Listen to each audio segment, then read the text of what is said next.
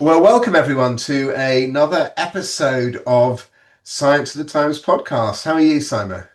I'm doing very well, thanks. A bit cold, but all good. How are you, Tim? Yeah, no, I'm good. Relaxed after the Christmas break and sort of ready to throw myself into a not particularly onerous term, I hope.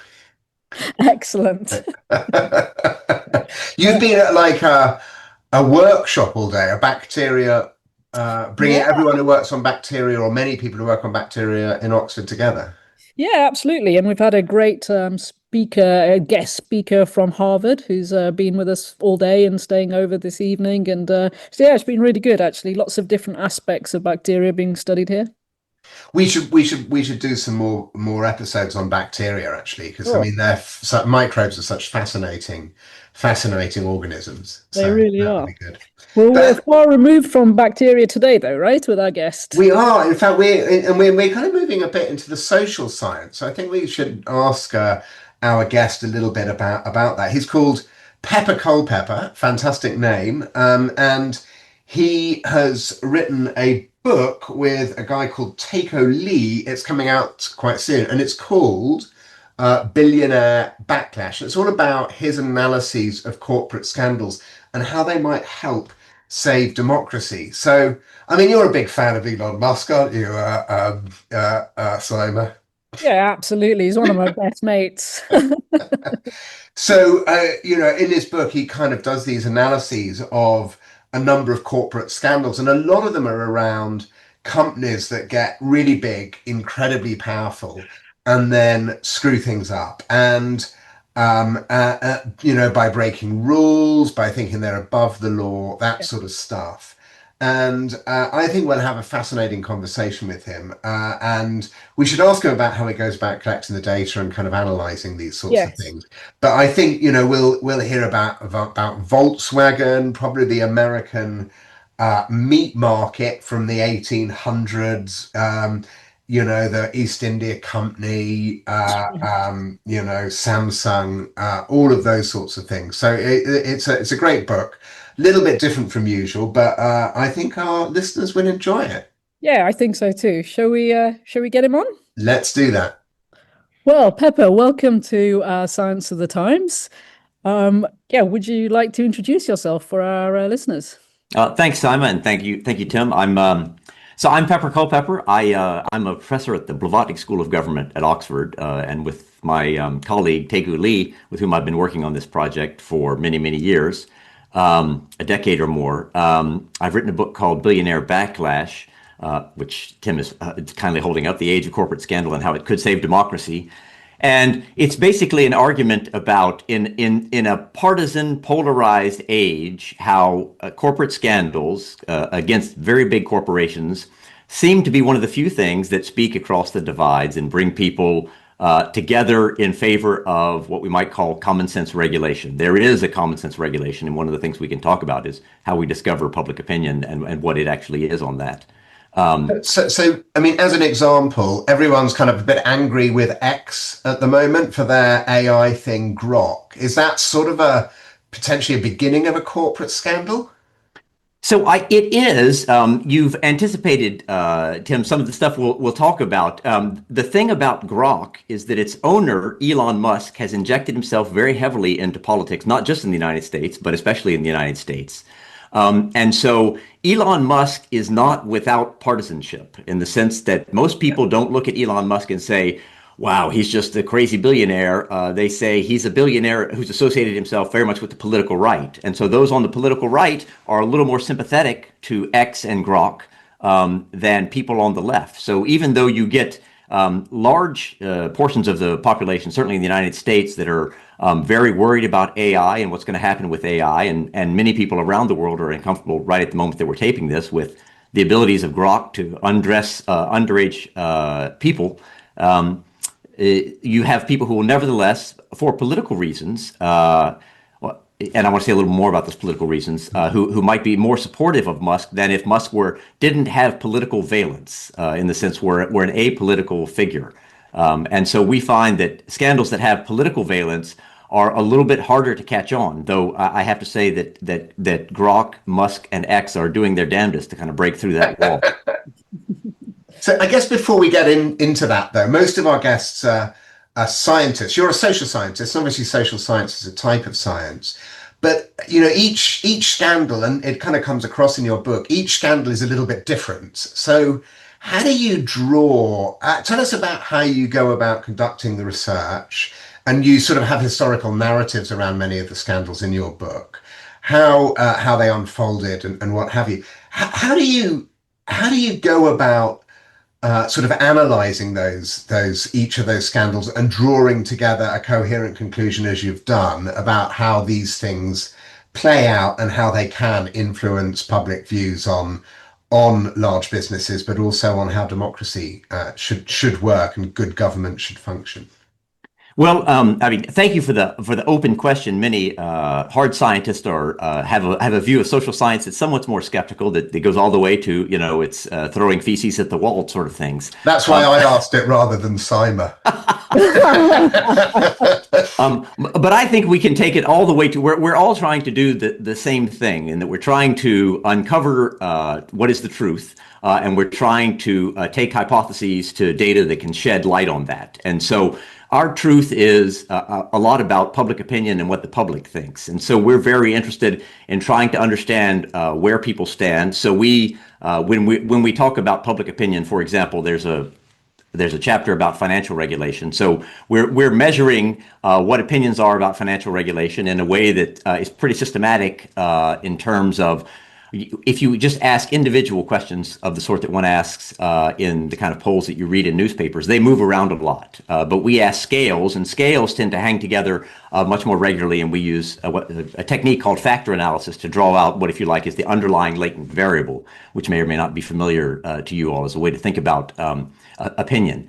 And so then we measure, with those measures of, say, financial regulation or technological regulation or positions on climate change, we then are able to look at what happens when, in a survey context, we randomize the assignment between, and here you're moving into an experimental context that will be very familiar to all of your scientific listeners, your exposure to either what we call the scandal treatment, where they read about, say, for example, Goldman Sachs and the way that Goldman Sachs behaved in the wake of the financial crisis and how it was covered in the U.S. Congress, or they'll read about Exxon and the Exxon news scandal and how Exxon was, aware of, had very good models of climate change from the 1970s, but basically tried to systematically push the narrative that, in fact, science is very uncertain, so we shouldn't regulate in this area.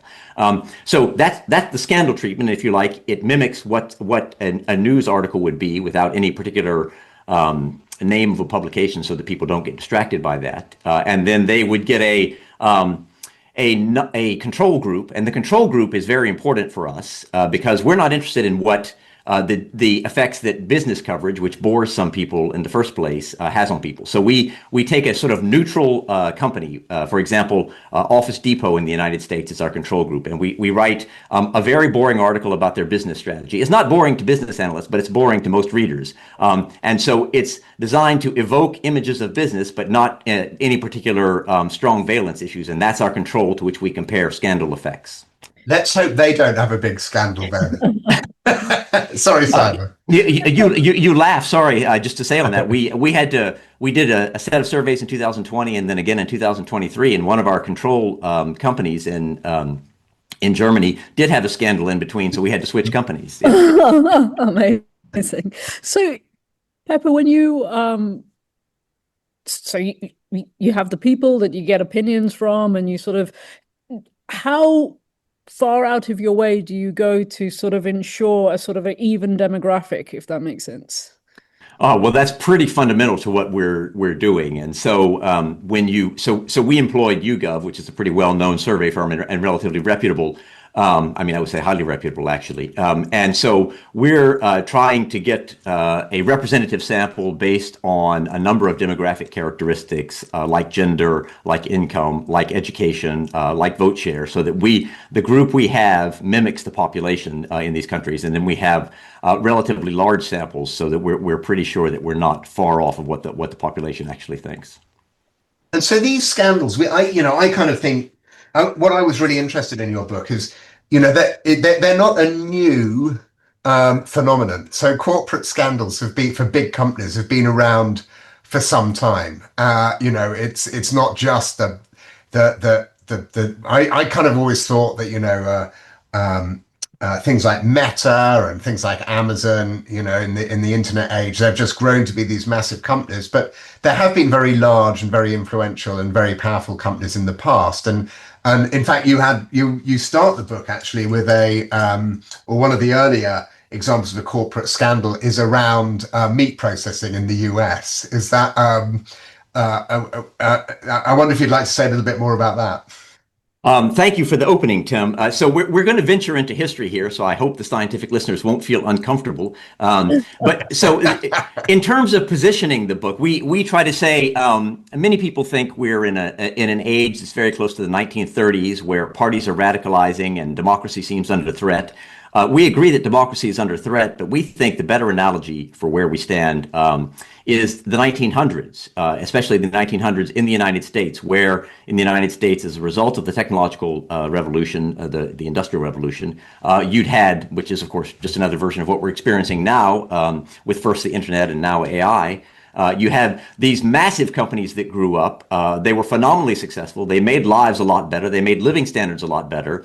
But they also began to exert huge control over politics. And there was, if you like, an ambient concern about these in the American public. And so scandals provide a way for that ambient concern to get released. They're the earthquake that's happening while there's sort of a plate tectonics going on underneath. And the plate tectonics are these very big companies are suddenly taking a role that they didn't have before, and democratic people are being democratically disempowered, and they don't like it, and political parties don't like it either.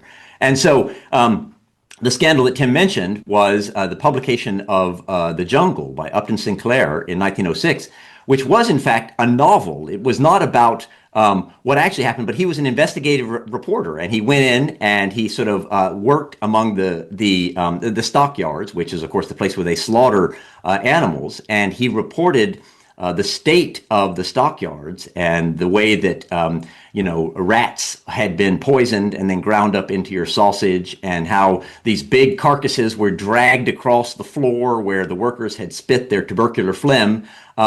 And the book caught fire in the United States. It was rejected by several publishers, but when it was published, it immediately sold out because it spoke to something that Americans were really worried about, which is that they were getting this crap beef and crap meat, and that it wasn't safe for them. And so you immediately get the establishment of what becomes the Food and Drug Administration. And so that sort of beginning of the regulatory state in the United States, we think is very suggestive of the era we may be in now. But no scandals are not new. But they're especially important at a time when you get a society out of whack in terms of the role of big companies.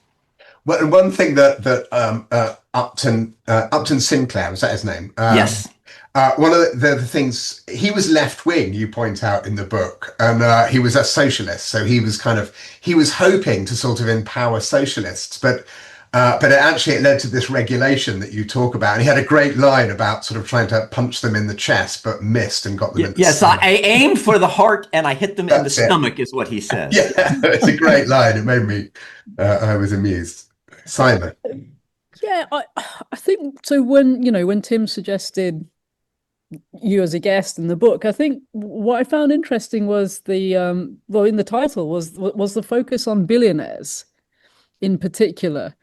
I wondered if you can tell us this sort of the companies, and is that a big distinction from just rich people? Like, does the billionaire distinction tell us something that, or sort of, does it give us something that we don't get just from a rich elite, if that makes sense? So we've done, a lot of work on attitudes towards actual billionaires, and we find that the billionaires. So we know in politics that stories about structural phenomena are a little more boring than stories that are told episodically, and episodically means in terms of an individual person. The billionaires are the episodic stories of our age, right? They explain or they represent these massive changes which have concentrated a lot of income and wealth in a very few hands. And so you have powerful companies, but already a powerful company is it's hard to understand, exactly what's going on with Meta. It's hard to understand what's going on with, say a crypto company or FTX, but it's very easy to understand what's going on with Sam Bankman-Fried or with Mark Zuckerberg, right? So that catches attention. People focus on that. And we find that there's, if you like, and I'll kind of veer into something that I hope we can talk more about, which is a difference between what we call a kind of good populism and bad populism. And this is implicit in the book because it's not just about corporate scandals. It's about corporate scandals have to, for them to have effect, there has to be sort of resentment out there. And we find a lot of resentment towards billionaires that's concentrated in what we call good populism. And it's not good because, for example, many listeners will be on the left and they will say, oh, well, it's good because it'll get these right-wingers out. It's not. It's about good populism is a sort of resentment of economic unfairness that's embodied in our current system, which is shared across the left and the right. And it goes alongside of what we call bad populism, which is concern about political unfairness, which is represented by items on you can't trust the mainstream media. It doesn't matter which parties get elected. There are just a few people who are in power. All of these things hang together very closely in public opinion. And those things, what we call that political unfairness dimension, also hangs very closely with anti-immigrant, anti-minority, and anti-Semitism views. So those things all hang together on one side. Good populism is actually associated with warmer feelings towards minorities and immigrants, and very hostile feelings towards billionaires. So we actually find that there's a big trend out there, which it is waiting to be captured by parties that want to try to seize it in terms of bringing in some sort of common sense regulation of these billionaires. It exists on the left. It's highly influential on the left, but it also exists on the right. So your last chapter actually is called Good Populism, if I remember rightly in the book. That's right. And so, but as you point out, so some, and maybe I've kind of misunderstood this bit, but so some of our richest people on the planet at the moment, as you mentioned about Elon Musk, which we talked about earlier, is very right wing. He's come down on the right wing side. Those are probably his politics. I have no doubt about that. But does that, when you end up with a billionaire getting involved in politics on one side, does that sort of make the good populism hard because he's bringing people from the right to his side who become supportive of him? Because so you haven't got that broad church across the political spectrum of people who are opposed to the billionaires or the unfurling scandals. Well, so Tim, people are complicated. They hold contradictory views, and so I don't. What are you talking about?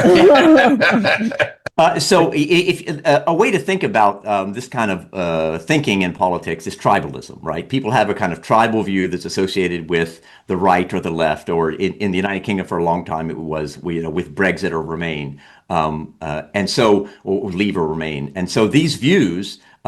They are one strand that goes on alongside in the same person's mind often a feeling that the billionaires are really out of control. So if you take, for example, Steve Bannon, or who is a big thinker on the right in the United States, or you take J.D. Vance, the current vice president of the United States, these guys are very anti-big corporation, very anti-big tech in a lot of their discussions, even though J.D. Vance is basically bankrolled by Peter Thiel, who's a famous right-wing ideologue and billionaire. And so you get these things going together. And Bannon has been pushing to get the tech bros out of the administration because he realizes that a lot of the electoral force of what we call MAGA in the United States is, in fact, anti-big company and especially anti-big tech. And so, the question is, what comes out when you have these scandals, and what are the moments that people seize on where you get these real focusing events where they stop looking at Musk as an actor associated with the Trump administration and start looking at Musk as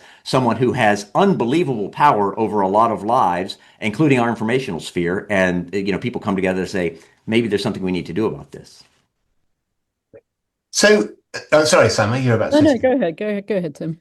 So, I kind of want to come a little bit round via a couple of examples to sort of how these scandals can kind of help save democracy, because there's a lot of people, and I think you're right, a lot of our listeners are on the left. They're worried about the state of a democracy and what it looks like going forwards.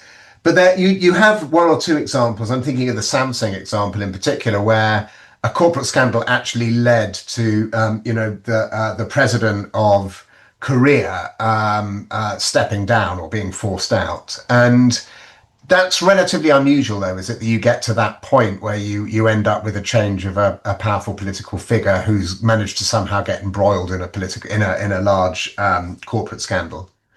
Yeah, and so the thing about the Samsung scandal, which maybe I'll give a little context for listeners. So the reason we talk about Korea, because of course South Korea back in 1960 was a backwater.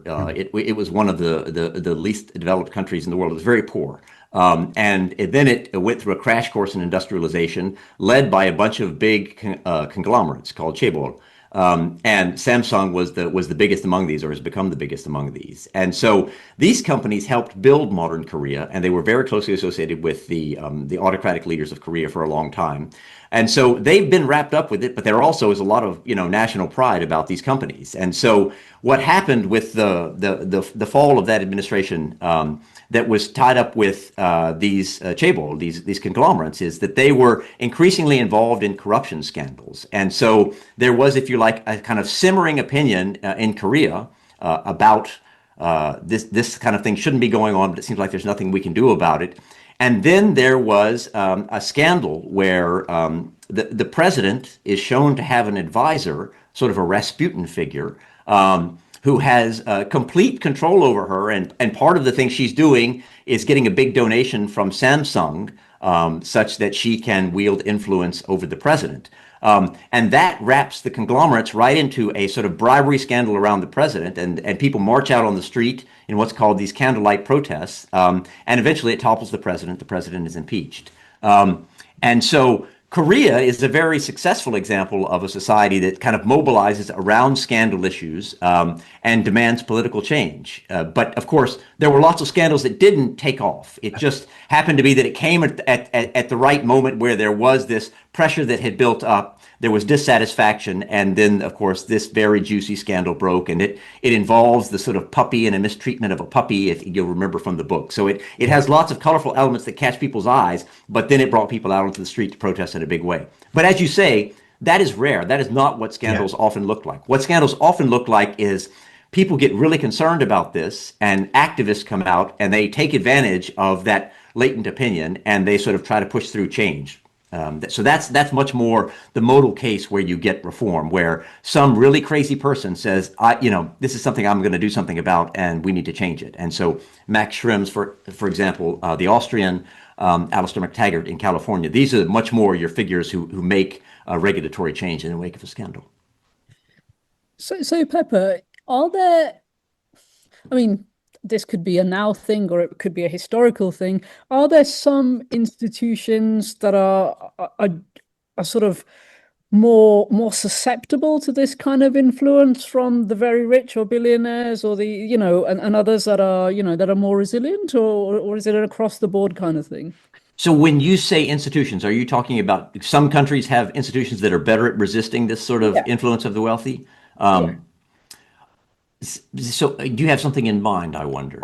I generally don't. As a sort of scientist, I'm thinking, do patterns emerge? Are there some ways of setting up a country, or, for example, some things that make it more resilient or make it more susceptible?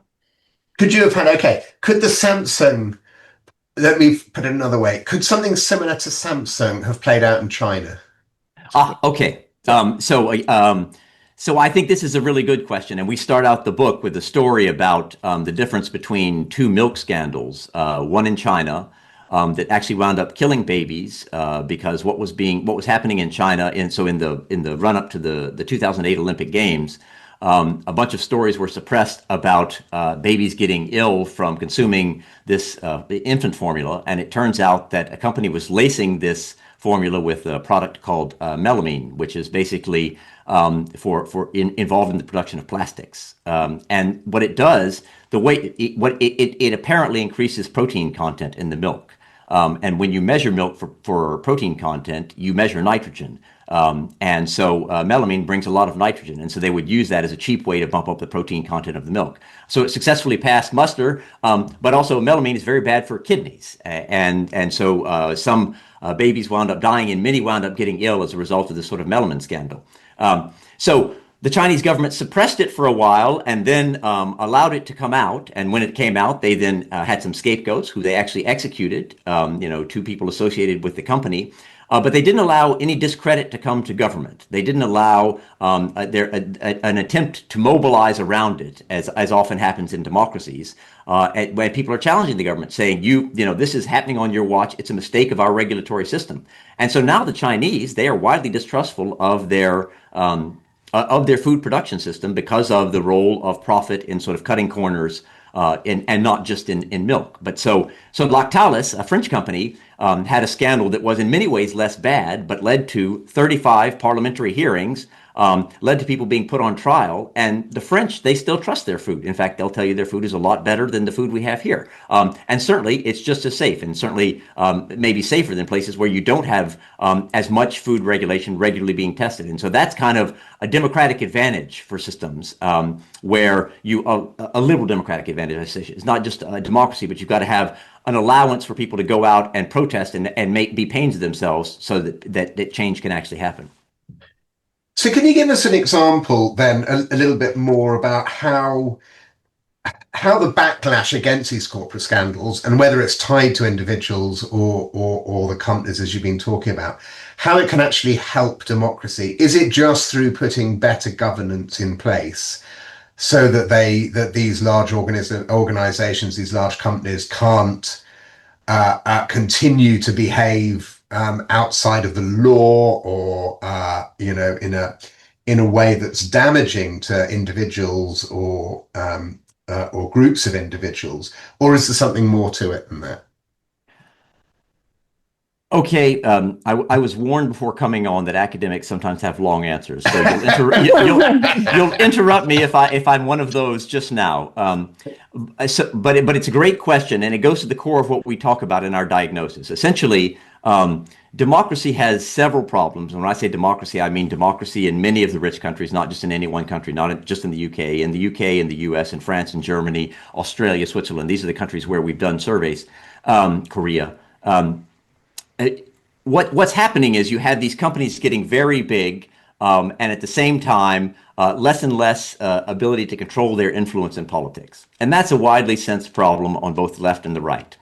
One area where they're particularly strong, and this is, of course, a product of the change of the internet age, is in the informational sphere. So the informational sphere has got distorted such that it used to be that we were all talking the same language. We all had a similar story that we were telling each other about what's going on. Now, Syma and I may have different political beliefs, but we were arguing about facts, about what, do we want a government that will have higher taxes or lower taxes, more regulation or less regulation?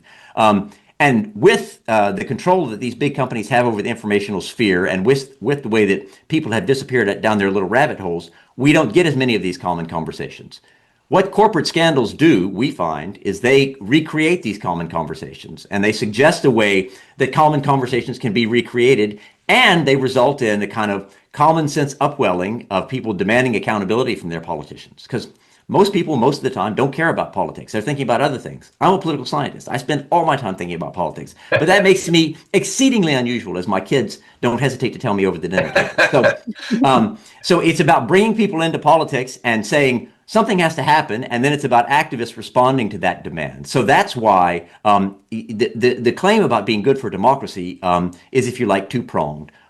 In the one sense, our diagnosis, both about the role of companies and the role of the informational sphere, is very much tied up to how we can correct this and make democracies work. And then on the other hand, as I was talking about in the answer earlier to Syma, a lot of the feelings about economic unfairness are actually associated there. So they're associated with feelings that are good for solidarity. The only kind of solidarity that gets broken down when you play on what we call the sentiment of good populism is solidarity with billionaires. And we think that's not much of a loss. We think that when you play up differences with minorities, with religious groups, with immigrants in general, I say this as an immigrant in this country myself, that's much more corrosive of politics, because democratic politics is fundamentally about pluralism. We accept difference. And so if we identify outgroups not just as a couple of billionaires who are, have a lot of control over our lives, but as all of these groups that we blame for these problems, that's much more corrosive of democracy. And I think the last 10 years in this country, we've very much seen that. And you see the arguments in the UK are pretty much about an agenda set by reform and the radical right, that is, around immigration. And it's not around billionaires and control. And so last year, the Competition and Markets Authority stopped 0 mergers in this country. Why? Because Rachel Reeves is saying what we need to do is we need to get out of the way and let growth happen. Well, growth doesn't happen when you just let the biggest companies control everything. And so there's kind of an imbalance between the deference to what we call bad populism and the sort of appeal of what we think is a democracy supporting good populism. So what could we do? What could individuals do to sort of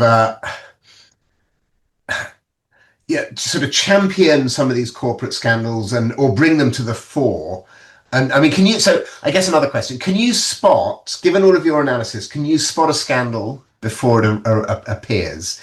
And are there ways in which the media or people can use these scandals to effectively put pressure on governments in power to try and change their ways for the better?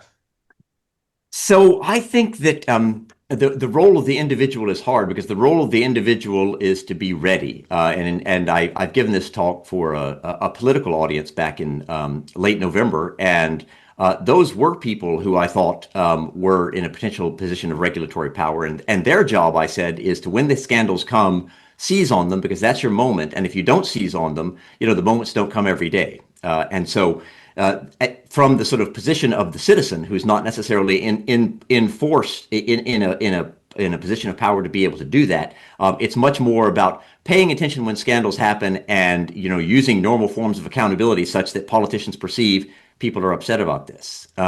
But so the question is, do we have scandals on the horizon?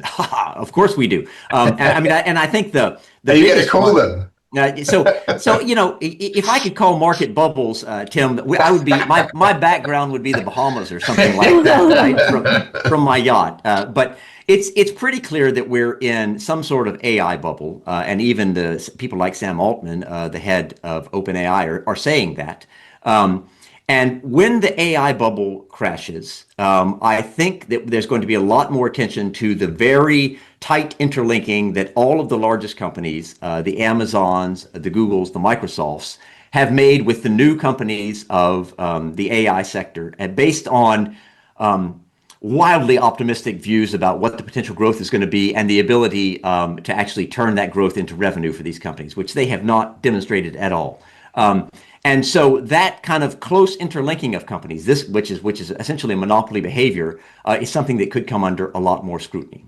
So more could be said also about the crypto sector, particularly in the United States, where I think, I think scandals are happening right in front of us, and we because they're so political and tied up with the current administration in the United States, they don't yet get seized on because they're in the political sphere. But I think we've got a crypto crash coming, and that may highlight also some more general problems that it seems like a real problem of the sector as opposed to just a partisan left or right problem. Okay, so you sort of talked about this being quite a long project, and I was wondering that as you were writing the book and all the research that came before that, were you surprised by anything, or have the way you think about democracy in the world itself, has anything changed during that time? So I think scientists do their work, and this includes social scientists, and their concerns change over time. And I think that it's not true to say that our concerns don't influence the science that we do, right? So if you think about the structure of scientific revolutions, we know that we're kind of prisoners of a given set of assumptions, and sometimes things have to happen to break those assumptions. It's not just that we immediately find evidence and say, "Oh, we'll discount that." So I guess and indeed, Max Planck, I think, said that science proceeds one funeral at a time, right? Because we have to get new people in to think new things. And so I spent a lot of my early career looking at why business always dominates in politics, and the structural forces. But the thing that I discovered was it is in moments that are unusual, that are non-structural, that we get the really big changes. And so what I tried to do then was working with Teku, thinking about how it is that these moments happen, especially as we get what was first the financial crisis, and then the sovereign debt crisis in Europe, because I was living in Italy, where we see people so visibly angry about the role of these big companies. And so I think that I became more concerned about the state of democracy vis-a-vis large companies was changing. The character of democratic capitalism was changing. It was changing because of radical improvements that had happened in companies and made them, able to do amazing things. But that also had concentrated amazing power and sort of was making people desert some of their democratic commitments. And I think this became more important to me as something that needs to be worked on. And therefore, I started focusing my attention on how we get these moments. And then we're running out of time, so just probably one last question. You've written the book with, as you mentioned, your collaborator, Teku Lee. Did you agree on everything? Mean question, Tim. So what a great question. So Teku and I profoundly disagree about many things. And I think the thing that's most relevant probably for this podcast is we kind of disagree about how to do social science, or at least we did when we started. Teku is very much what we call a political behaviorist, where he looks at the individuals and individual opinion, and he's happy with when he gets a new data set so he can figure out how voters changed in this particular election in response to these particular forces. Whereas I was concerned, as what we call a political economist, with the forces that lead to different outcomes and how interest groups win. And I thought elections were nothing but sideshows, and I continue to think that largely. But I think both of us came together agreeing that the democratic public is important, but indifferent to a lot of things. And so the question became, when does it agree? But often he would say something in my office, and I would look at him and have to translate his political behaviorist language into my political economist language. And that continues to happen. We have weekly Zoom calls, and it's not unknown for us to use spicy language talking about behaviorists or political economists and each other's foolish assumptions. But we've each learned, I think, an enormous amount from doing that. And so I think we have not converged, but we've come a lot closer to each other. That's sort of the biggest area of disagreement that we have. Well, I think it's worked, and I'd encourage our listeners to buy a copy and read the book. So, Billionaire Backlash: The Age of Corporate Scandals. It's hard to read back to front, and How It Can Save Democracy. And so, by Pepper Culpepper and Teku Lee, and it's published by Bloomsbury, and it's out now. So, and thank you very much for joining us, Pepper. It's been fascinating to talk to you. I think we have to get more social scientists on, Syma. They actually, turns out they do statistics and stuff. Yeah, who would have thought it? Well, what these things move very slowly, changing hard scientists' mind. I hope we've had a little impact there. Thank you so much for having me on. Thank you very much. Thanks, Pepper. Well, there you go. Some social science, Syma. Yeah, I mean, that was really interesting. I mean, social science, but the science was definitely there, right? No, I know. It's the way they go out and collect data, interview people, doing various questionnaires, make sure it is as broad as possible in terms of the demographics, and then analyzing them using some pretty hardcore statistical approaches. So you'll probably have to stop being rude about social scientists from now on then. For our listeners, it's Tim that's rude about social science. It's not. No, I'm kidding. No, but also the controls. They clearly do sort of positive and negative controls, and it's I found it fascinating, and I have to admit, a little bit scary too. Well, I think what really, you look at things like Meta, you look at things like Google, you look at companies like SpaceX and Tesla, these huge companies, and I kind of always just thought, and they talk about this early on in the book, that this is a new phenomenon, but no, it's been there. As you say, the East India Company is a really good example, and And they, many of them do eventually just seem to, whether it's they get so big and there's just one or two dodgy employees or whatever, or then you start to see some things go wrong. So like the VW, Volkswagen, not being quite as environmentally friendly as they were supposed to be with their exhaust emissions. And VW is like I always thought that. Well, I suspect that was a German company he was talking about to be an upstanding, trustworthy company. But even the Germans they get embroiled in corporate scandals. Yeah, indeed. And I imagine, sort of dig into things, and it'll be a global phenomenon. It'll be everywhere, right? Yeah, yeah. It's I guess what we didn't touch on directly, which is kind of interesting also, is the role of the media. And No, I mean, I think you wonder how many scandals are out there that just don't get much traction. that's right. Yeah. And some of the ones that that he was talking about, the milk scandals in China and in France, for example, the meat scandal, that's kind of relating to human health. And to some extent, of course, things like Meta are because of all the mental health concerns around people spending a lot of time on social media and the fear of missing out and whatever, FOMO. So I and also even the kind of admissions on Volkswagen, it was kind of bad for the environment. So I mean, one of the things we didn't talk about is that are the particular types of scandal or impacts that are more likely to catch media attention and then lead to more and more people becoming actually outraged about it. And perhaps different types of scandal in different parts of the world, depending on, sort of economic status, the dominant religion, all sorts of things, I would imagine. You think if there was one in Oxford, it would be the Great Port Scandal, do you? That's right. The great port and cheese scandal. Yeah. I'd be at the heart of it.